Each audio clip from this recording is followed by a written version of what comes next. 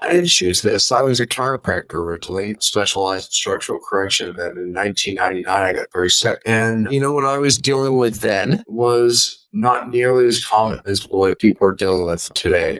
We are inundated with toxins that are disrupting our hormones, that are disrupting our cells, driving cellular inflammation. The role of toxins today is more important than ever. If you are not dealing with this, then you're simply not going to function in a state of health. It's estimated that we take in a credit card size of plastic a week. Just because you had a gene doesn't mean it had to be basically turned on, but the toxins do turn on.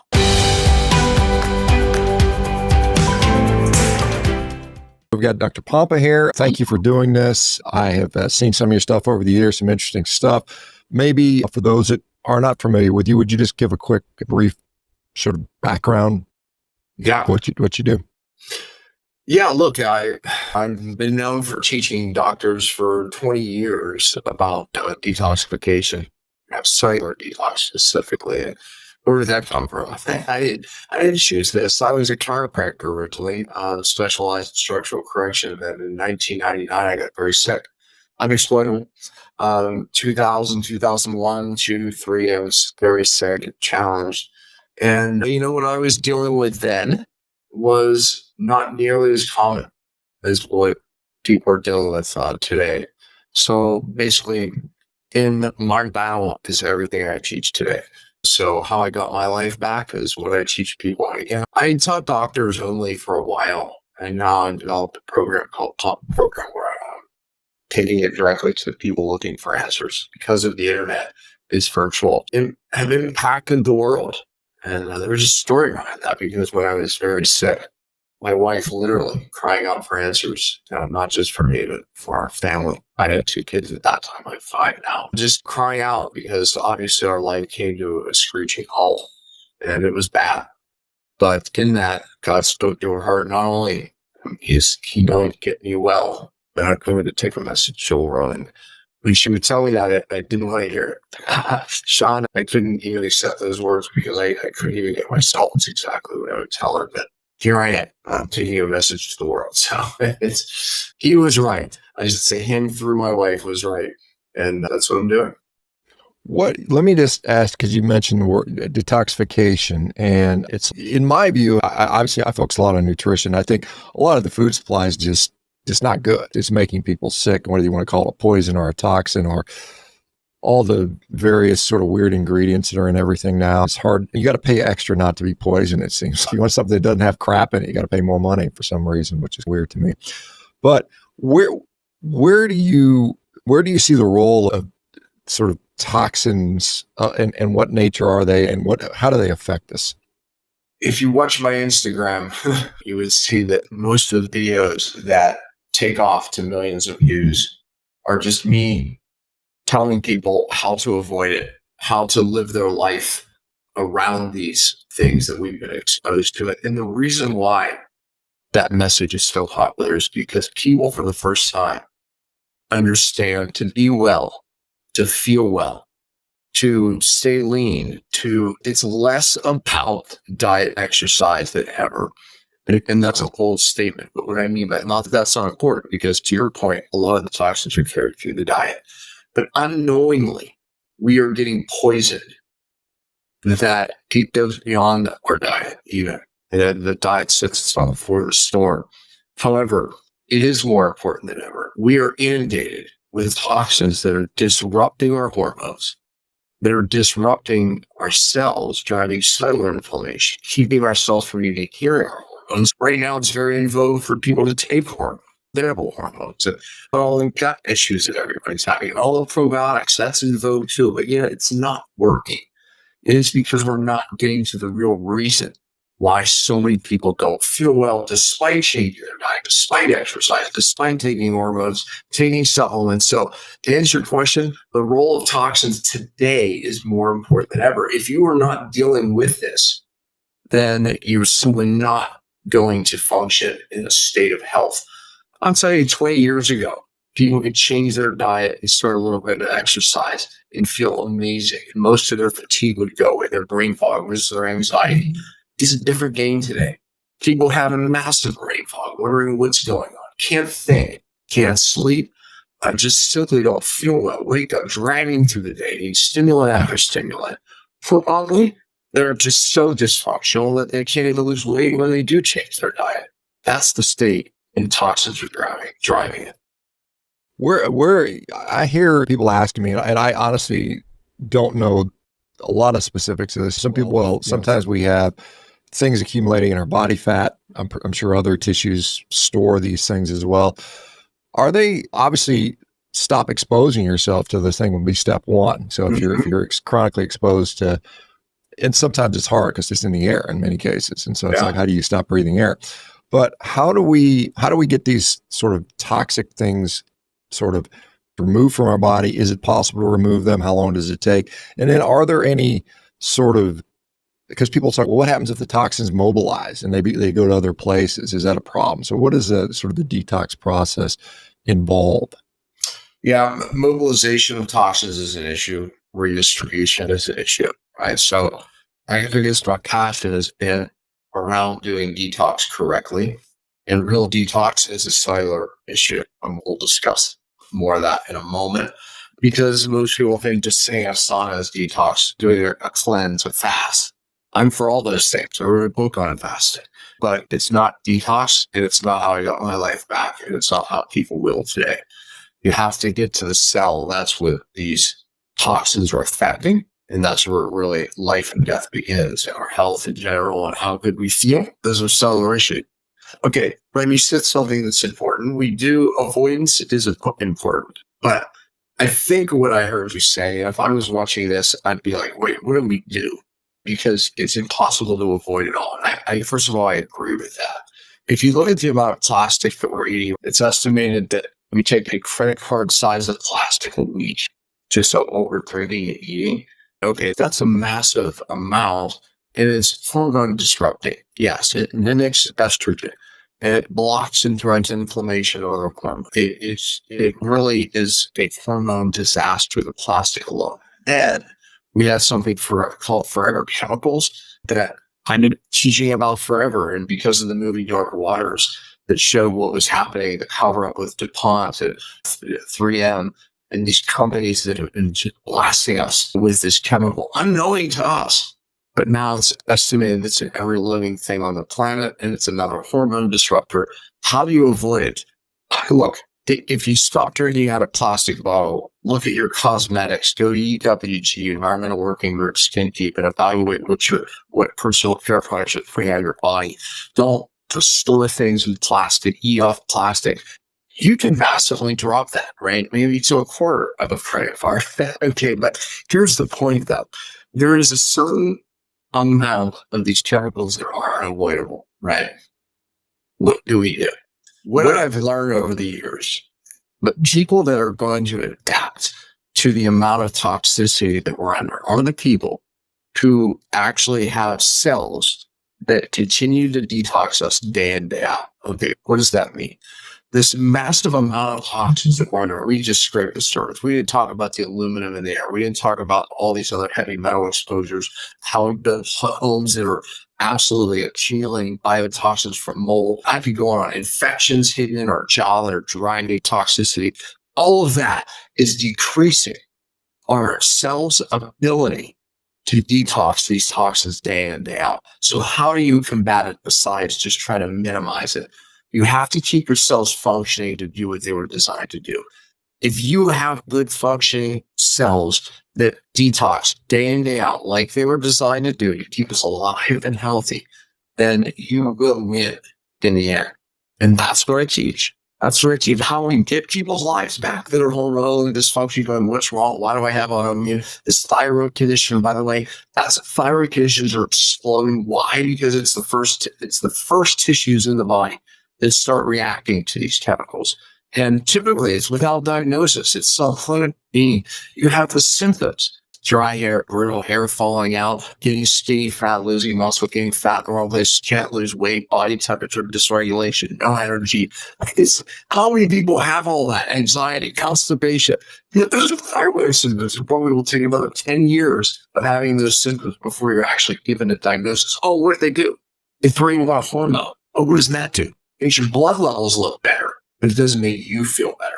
So the point is that, yeah, we're inundated with these toxins, but if we can get ourselves to combat it, upregulate these functions that God put in our cells that to get rid of these toxins from accumulating, because most of these toxins accumulate. And as we get older and older, we're getting more and more toxic at the cellular level. So therefore, we have to get rid of it at the cellular level. Therefore, we have to fix what's broken at the cell. And that's getting these people's lives back when you do that. That's how I got my life back. So anyways, that's in a nutshell what I teach, what I do, and what the world needs desperately right now. What are the innate things that our body does at a cellular level to detox? We have lysosomes that lyse things. We have obviously an immune system, which will have a role in it. So what is supposed to be working that's not working for a lot of people? When I was teaching, this was a true story. I was teaching in California, a group of doctors, and that detox is a cellular problem. This is what's broke. I was going through the science of, look, this is what we need to do to fix this. This is what's broken. Here's the science, and here's what we need to do to fix it. And I left that lecture knowing that I missed it. I could see the look in their eyes that I was the only one who was feeling excited coming out of my skin in Peru. And just because I didn't have a system of teaching it. On that airplane coming home, I literally prayed out of this frustration. I literally these thoughts started coming in my head. I reached down and grabbed a notebook and I started taking notes. Then was born what I call the 5 R's. The 5 R's is a roadmap of when I started teaching doctors of how we fix the cell. What I'm saying is, if we don't fix the cell, we will never get well. And that's really leads to what I teach about how we detox the cell. So at 5 R's, number one, right away, is we have to remove the sources, right? We're not going to get people well if they're still living in a holy home. Right? If someone's in an abusive relationship, I'm being abused every day, we'll never fix their trauma if we don't get them out of that relationship. R2 is the membranes. We have to regenerate cell membranes. I teach classes on this. I can teach for days on the importance of the cell membrane and getting rid of toxins. Every cell in our body has a membrane. What comes into that cell is determined by the membrane. Matter of fact, your hormone health is determined by that membrane because on every cell membrane are the receptors to your hormones. And I had said that blood levels can be normal, but if these hormones can't attach to those receptors, they themselves don't hear the cell or their message, we don't feel well. So the membrane determines our hormone. The membrane determines what we get in the cell, whether our diet works, our supplement works. Here's the most important part. The membrane also determines what comes out of the cell. An inflamed, rigid membrane due to toxins, it's the number one cause of what we call cellular inflammation, is toxins. And now you have a rigid membrane. You can't get the stuff into the bad stuff out. And then what happens? More and more toxins build up in the cell. And then what happens? Cellular energy drops. This is R number 3, is we have to restore the cell energy. But as the energy comes down, our cell's ability to get rid of toxins also comes down. Cell energy and something called glutathione. That's where cells use. One of the things it uses to get rid of toxins diminishes. It's called Gibbs free energy equation. As energy drops, glutathione drops, inflammation increases. Okay, perpetual toxic cell. Oh, now what happens? These different gene that we've been given from our parents that can get triggered. It's triggered. So now we start expressing the conditions that we don't like and end up with the diagnosis of autoimmune. Just because you had a gene doesn't mean it had to be basically turned on, but the toxins do turn on. So we have to upregulate that cell energy. In R4s, we have to reduce inflammation of that cell, because if we don't do that, we're never going to free up these membranes. We're never going to return the energy, and we're never going to detox the cell. And R5 is we have to reestablish something called methylation. Methylation is part of that detox pathway. Methylation is part of how we protect our DNA, how we make proteins. And when the toxins build up in that cell, methylation gets tagged. Those 5 R's are what I've been teaching. I have many methods on how to do that. But if we don't utilize that roadmap to fixing the cell, we're never going to get well. Never going to get well. That's close. Right. construction going on out there. Let me ask you a question about assessing cellular health, because, I don't have a scanning electron microscope in my home, unfortunately. Most people don't. Sorry. How would you assess individually cells? Has it been done? Can it be done? I can't imagine it's very cost effective to do that, but how do we assess level of toxicity at the cellular level? And then, of course, the question beyond that would be, how do you actually physically do this? How do you reverse it? Yeah. So that's a great question. There's many methods. I think the best method is, how do you feel? Do you have energy all day? Do you feel great? Do you sleep great? Your cells that's probably the best assessment I can give you. But no, there's something a place that I've taught doctors for years. It's a simple test. It measures something called non-aldehyde, which non-aldehyde is a byproduct of cellular inflammation. And it's a very simple way. It's more accurate. You've heard of CRP, C-reactive protein, as a way of looking at just inflammation. But it's very general. It takes you someone to be pretty sick and inflamed down the road for CRP to elevate. You just optimal ranges. But non-aldehyde, on the other hand, is more specific for the cell membrane itself. And as I explained, that determines health. There's a saying, life and death begins on that membrane.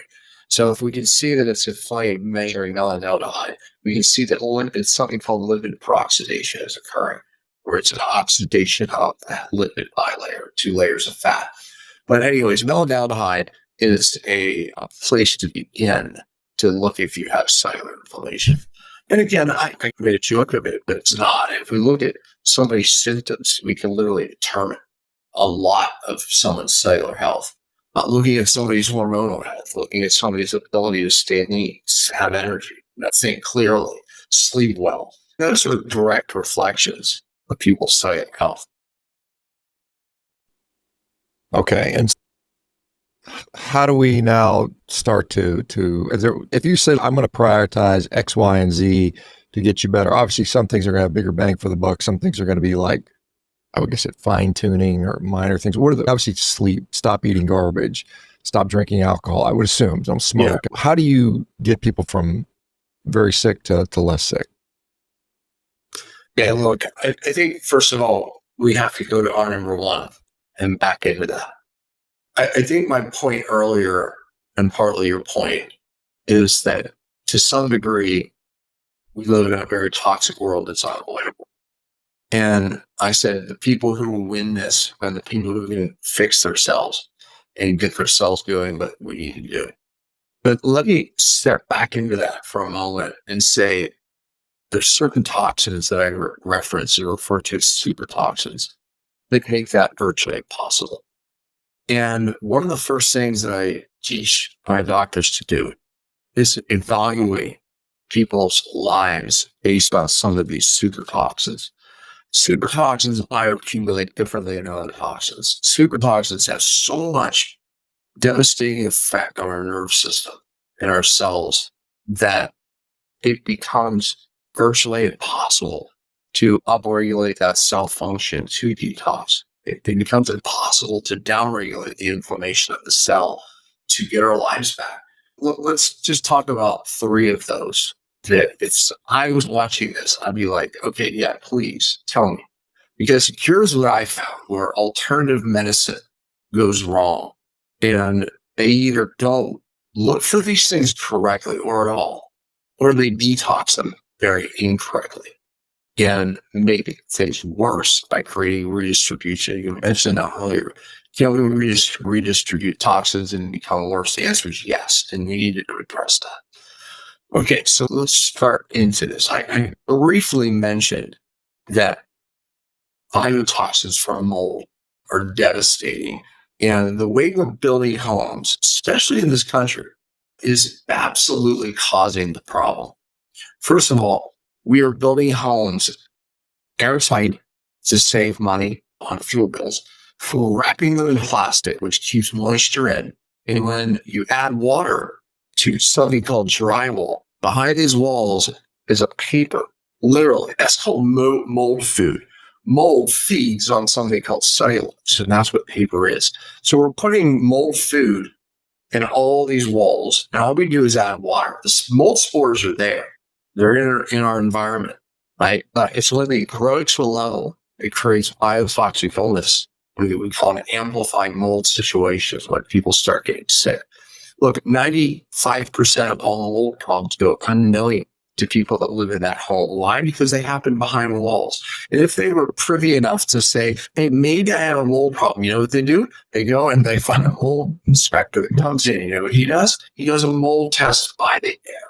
Useless 98% of the time, right? Because you don't get a mold storage in a high enough quantity, especially when it's up in the attic, down in the basement, in those walls. You don't see mold, you don't smell mold, it grows where it's dark, and it feeds off the paper that we put on those walls or the insulation, right? It's perfect mold food. But anyway, so people are, right now, it's estimated that 80% of homes have mold. Now, here's the problem. Some people are more sensitive to this than others. Some people are ultra sensitive, especially if they have exposures growing up or earlier in life, and your sensitivity to that mold becomes problematic.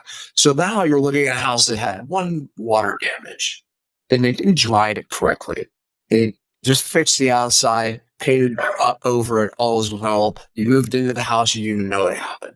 But the problem is there's a dormant mold problem giving off a biotoxin. These biotoxins absolutely devastate your pituitary hypothalamus. That's the control tower to all of your hormones. That's what controls everything, the feedback about how you feel, how much thyroid hormone, how much adrenal, how much cortisol, all of that. And mold devastates that. It devastates a receptor called leptin. Leptin is what determines what food how much fat you need to burn, if you're hungry, not hungry. So that is devastating in the hypothalamus because mold devastates those receptors. You don't hormonally function. You can't lose weight. One of the symptoms of mold toxicity is massive energy drop, and you can't lose weight despite what you do. Right? And frequent urination because it affects the posterior pituitary. I'm not going to go on. But the point is, it decimates digestion. You can't have a normal microbiome.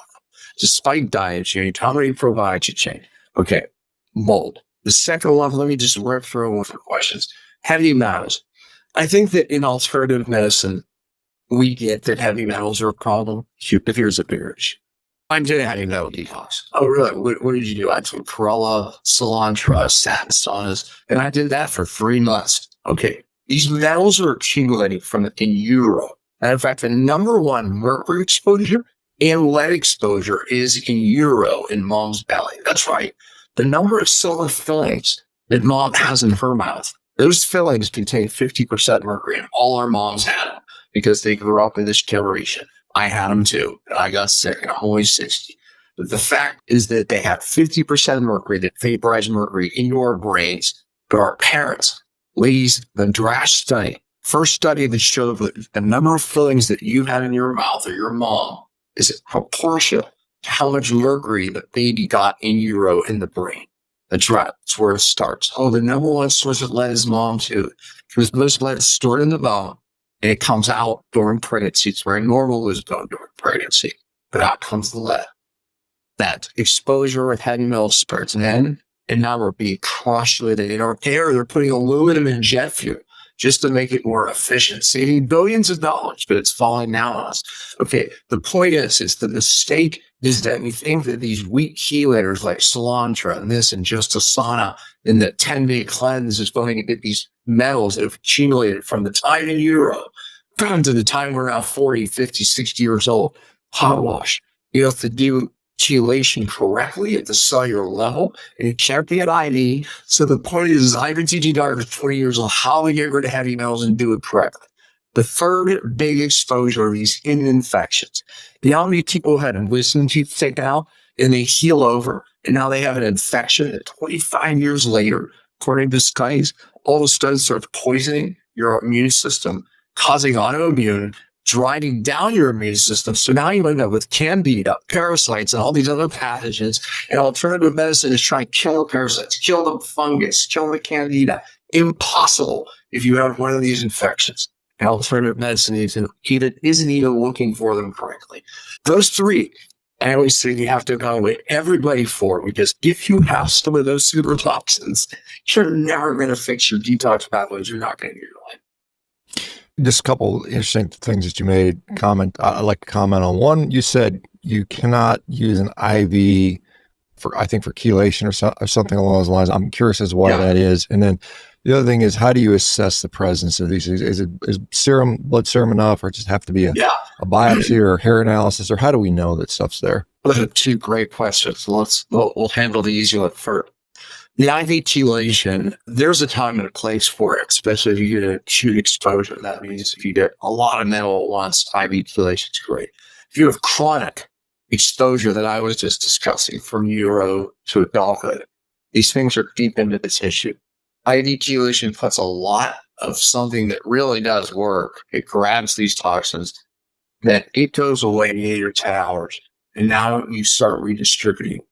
Most people, when you read the horror stories about any chelation online, whether it's EDTA, DMPS, whatever it is, what happens is just that. They went home, then their body set up a concentration gradient, and they're still releasing and redistributing the toxins, most of which end up crossing deeper, crossing the blood-brain barrier, and making problems worse. It happened to me. It happened to me because my big issue was mercury left in my brain. Then I had to figure out how to get it out to get my life back. And that's the whole second part of my story that I did. I wouldn't know what I know today if I didn't go through it, trust me. But yes, so I need chelation.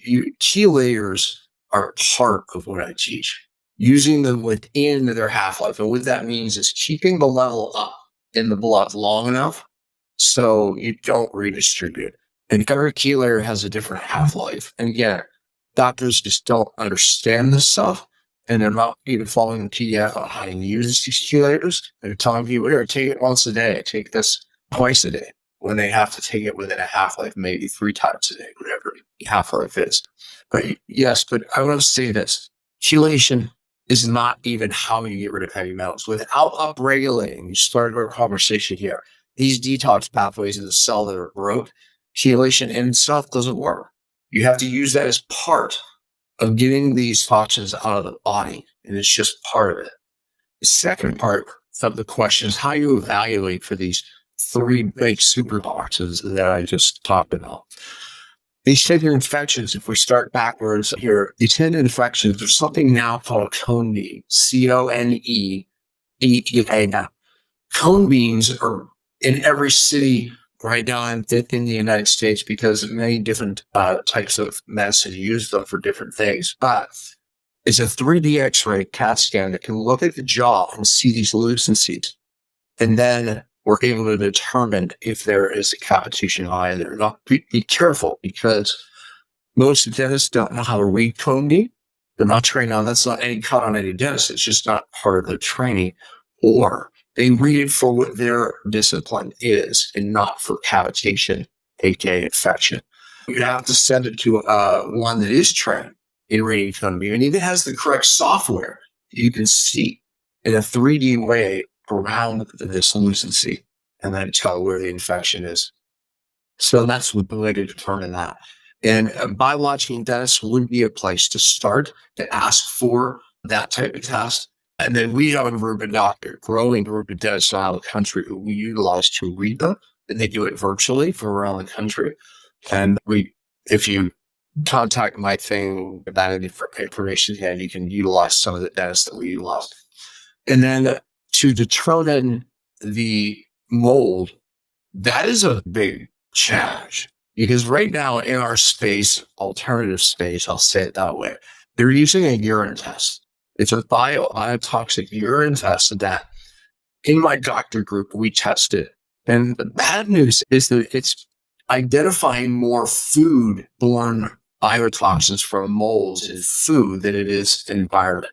Now, when we tested it, we did notice that if someone would fast and not eat for a day, that test got much more accurate. 2 days, it became even more accurate to where it would detect more airborne molds than foodborne molds. Although that is an indicator that test, it's not perfect. There's a test called a VCS test, visual contrast sensitivity test, that we utilize with ideally greater action.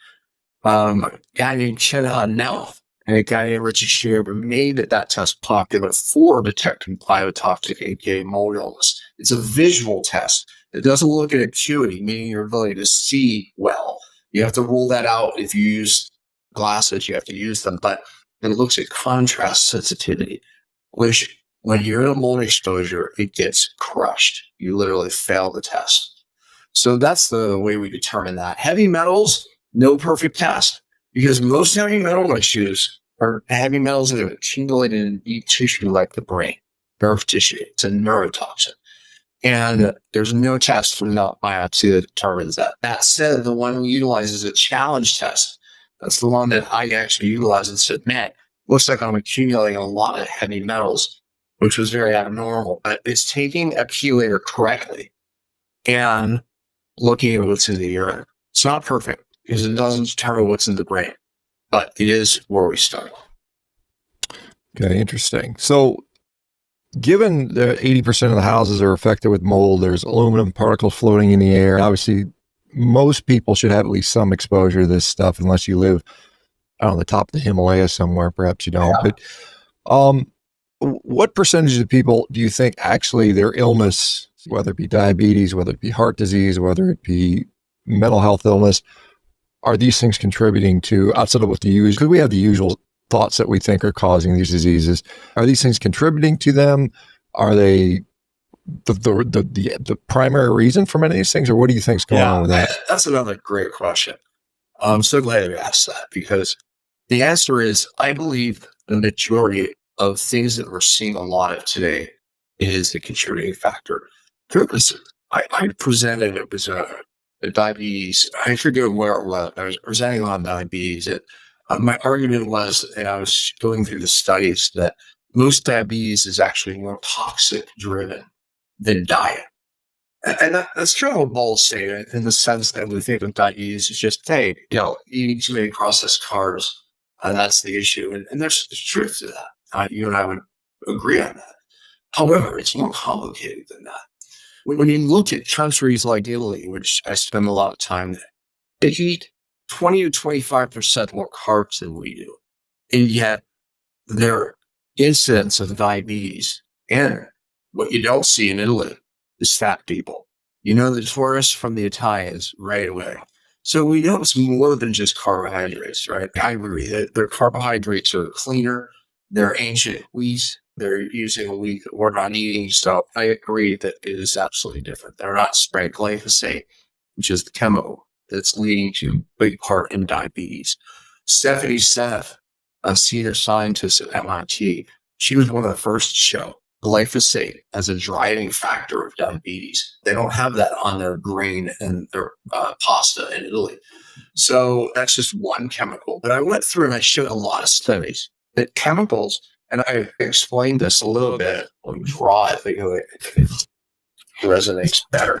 So I said this in the beginning, that here's a cell. If I draw a circle, every cell has these receptors.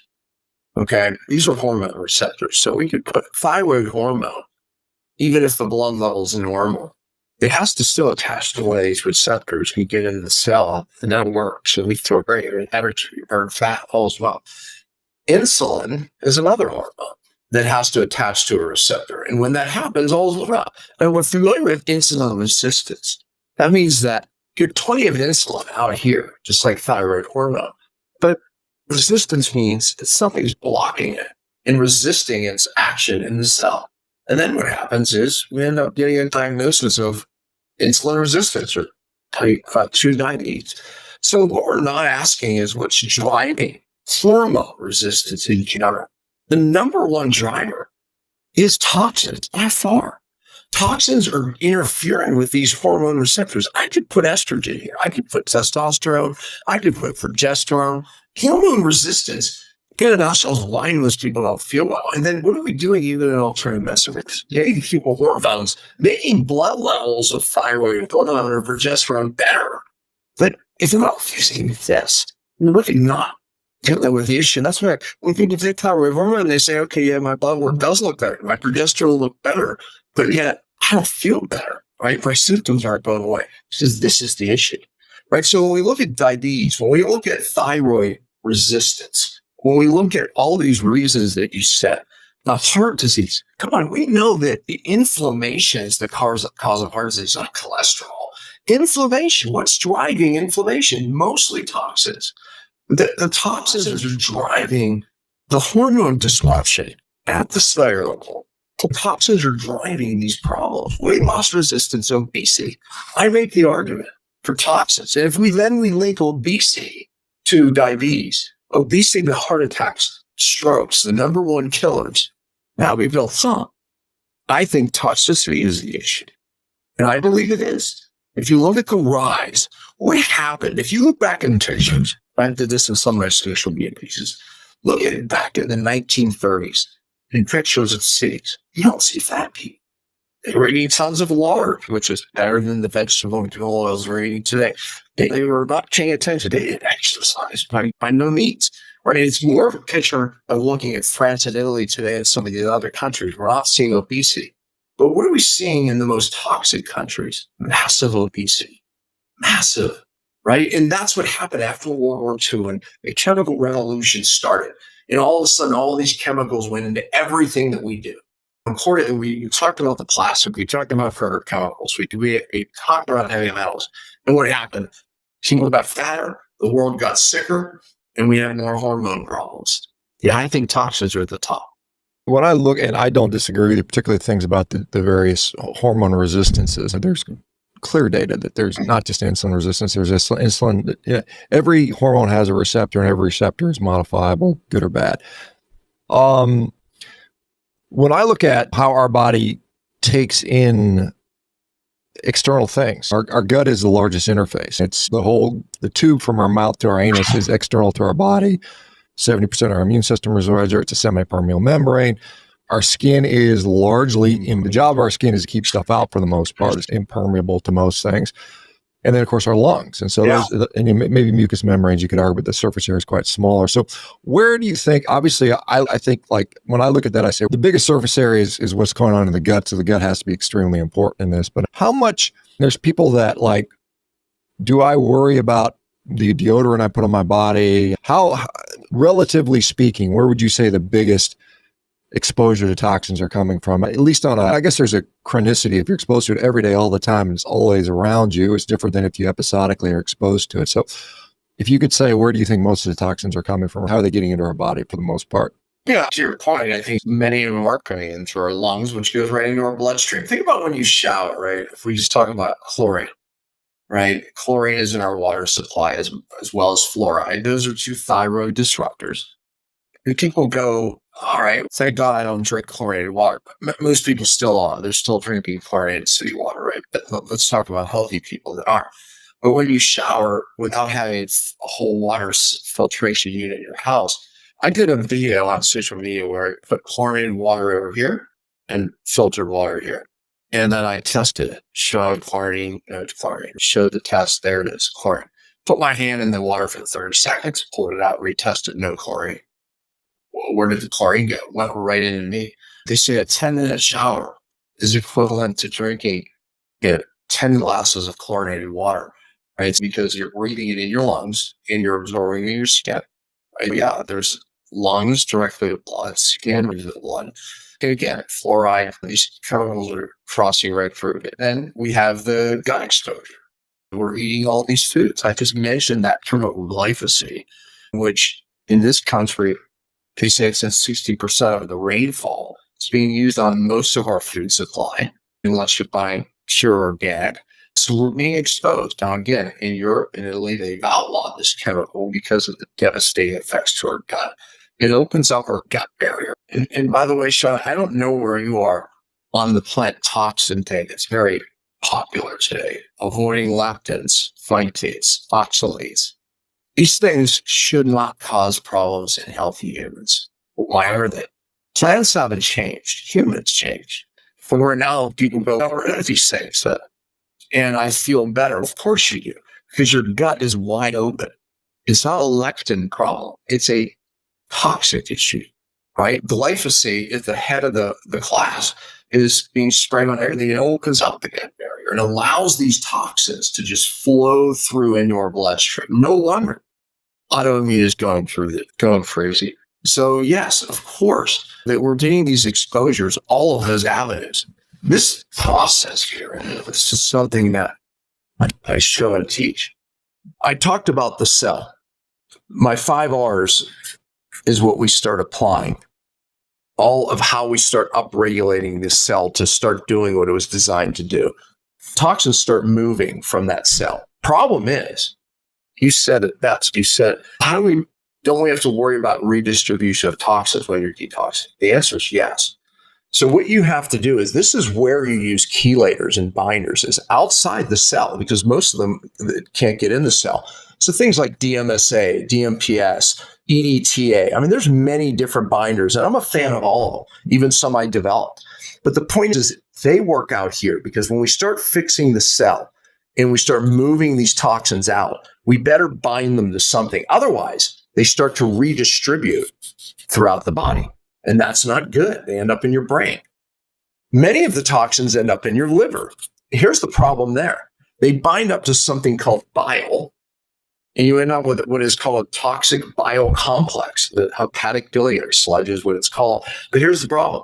Bile is used for digestion in the gut, and it ends up dumping in your gut. So now we have this toxic bile that is inflaming our gut. Here's the bigger issue.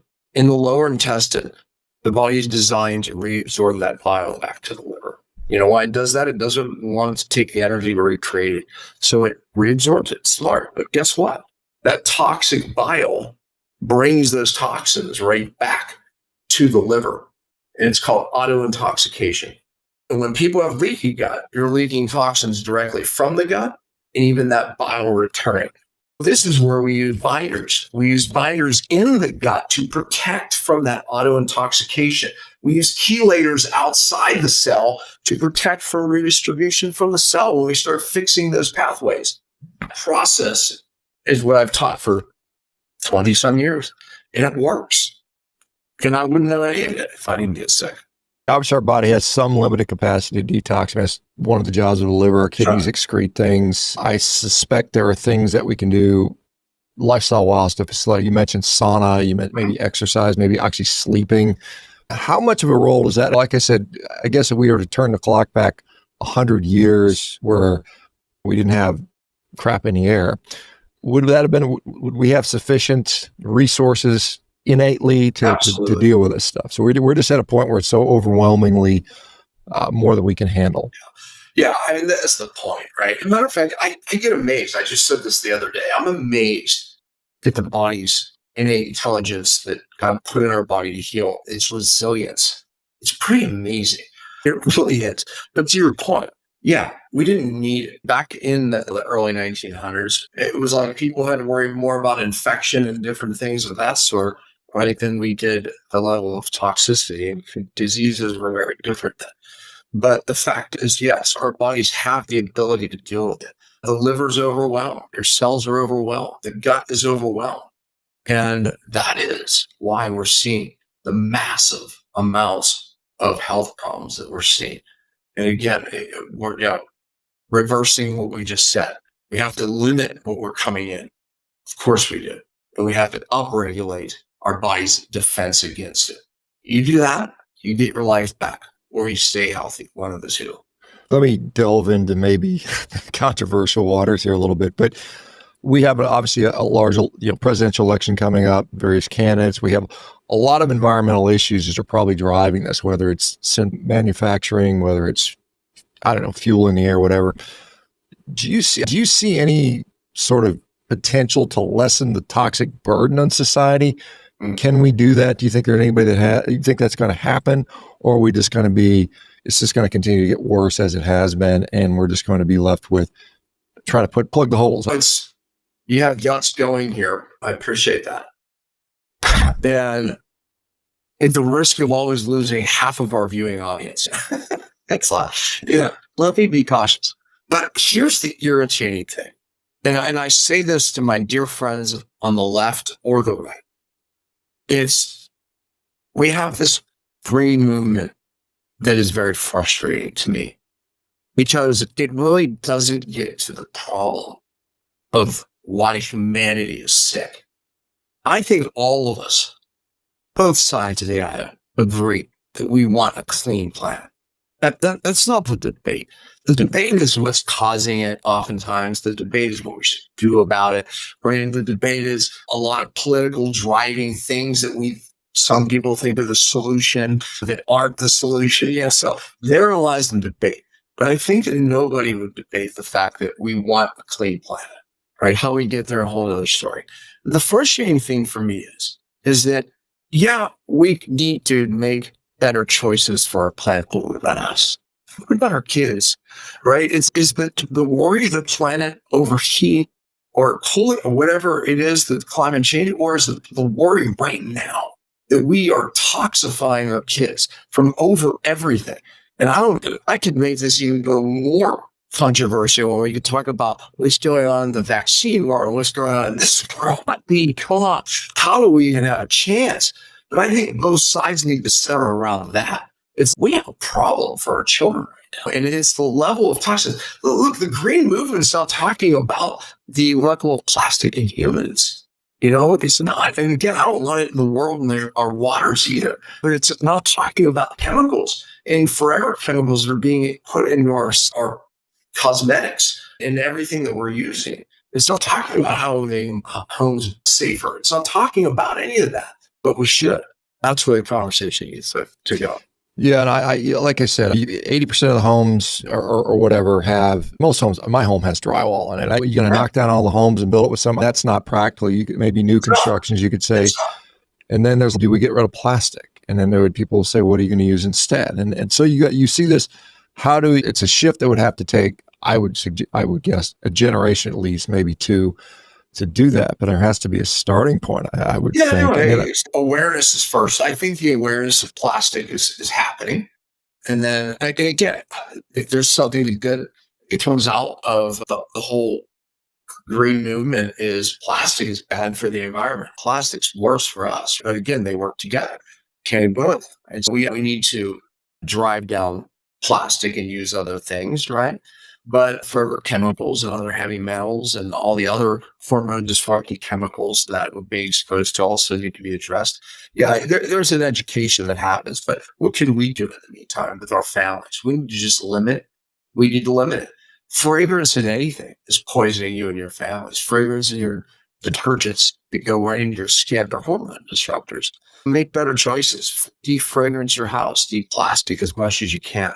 Right? PFAs, which are forever chemicals, and everything that we're putting in and on our bodies. That's where you start. Start with you and your family. Worry about that. Right? And then we need to really understand my mission is to upregulate cell function because then we can deal with it. We can deal with some level of toxicity if our cells are working. That's my mission. That's why I got sick. That's what I'm called to bring. And right now we have a massive growing group of people who are hormone dysregulated from hormone resistance, driven by toxins. What can we do about it? Right? We worry about us, our children right now. Yeah. One thing you talked about toxins from vegetables destroying the gut or contributing to problems. And I do agree with you. I think we should be able to tolerate more than we can. And I think our gut has been destroyed by the horrible, not just the food stuff in the environment, but all the crap they put in the food, the flavorings, the emulsifiers, on and on, the different product preservatives. So we have this situation here. And then, of course, we're like, even if we have the willpower to make changes, say, locally here in the U.S. or even in your local community, you still have the rest of the world that is still probably engaging in all this stuff. And it distributes throughout the world pretty quickly. So it's one of those things where it's a tough situation to deal with for sure. Is there anything, like you'd mentioned, get the fragrances out of your house, obviously you switch to glass instead of plastic, which I've largely done in my own particular life. But are there any other things that are relatively easy fixes that people can do? I don't know. I don't know what you have in your house. You probably have access to more resources than many people do. But what are some other easy things people can do? Yeah, I think we need to worry about our air and our water in our homes. Getting a point of service water filtration unit in an RO unit. And people say, doesn't it take out minerals? You're not meant to get minerals from water. You get minerals from food. And so it's cheap. It works. Takes out the chlorine, the fluoride, and most of the drugs that are in the water and the plastics and all the chemicals from plastics. It takes it out. If you can afford to spend $2,000 on a whole house water filtration, get it. because that's obviously what you're showering in, what you're washing your dishes and your clothes in, which is affecting that worth of the investor. Pay attention to your air. There's something called an energy return ventilator, ERVs. I think every house, it should be law that they are built with these ERVs. What they do is they bring fresh air in and stale air out. Because we're building homes so tight, it becomes a toxic, humid environment for mold growth and toxic accumulation. Commercial buildings, it's law that these systems have to be in there. In our homes, it's not. Put one in. And you can do it for $1,000. And ERVs, I'm telling you, they will change your living environment for the better. If you can't afford that, always create some air circulation. You crack the window. I had to close this window, but I always keep it cracked because there's construction out there making noise. But I always have cross ventilation in my house. Just letting fresh air in is very important because the way we build homes. So those are just two things that you can control right away. And of course, look, if you can't afford organic, get online and Google the dirty dozen. Avoid them. Don't buy them. Or just buy organic in the dirty dozen and eat from what they call the clean 15. And you can Google that. Here's the fruits and vegetables that are very much cleaner.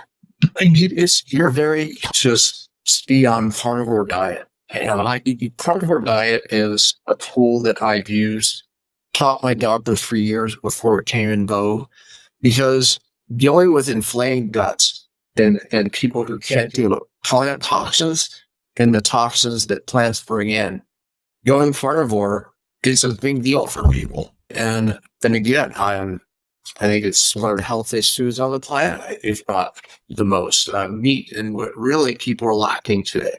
Meat carries. But anyways, again, maybe where you and I disagree is I don't believe we should stay in a carnivore diet. I utilize carnivore diets and keto diets. I move in and out of different diets, and I believe every culture did that.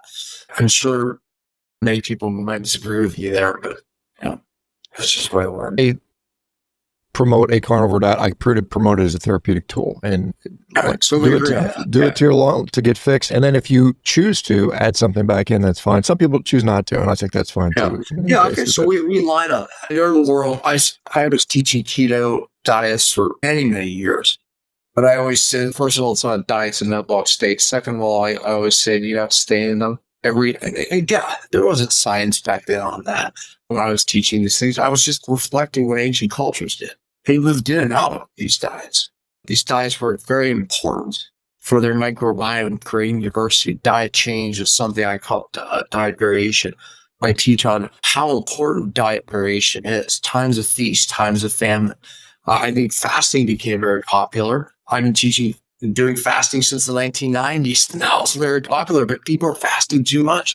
Now I go to these people and I'm like, the feast is as important as fast. You see these people who are intermittent fasting too much. They're in a catabolic state. So anyways, diet variation, changing diet in feast and famine states is a strategy that I teach my doctors on how to get people well. Dr. Pompa, we're almost out of time, unfortunately. Share where people can go to find more information if they're interested. Yeah, I did a webinar on a lot of these concepts. If you go to pompaprogram.com, you can watch that. It's free. It's amazing. It's an amazing webinar, actually. It was just put out, so that's a good one. And my Instagram, just DR, and then Pompa, Pompa. That's Instagram, and they'll take you to all my platforms. All right, man. Thanks. I appreciate your time and your expertise, and good luck to you. And I know we're all in it together, trying to save the world one person at a time, hopefully. Thanks, Dr. Pompa. Yeah, Shawn, great interview. Great questions. Thanks, Take care. Bye-bye.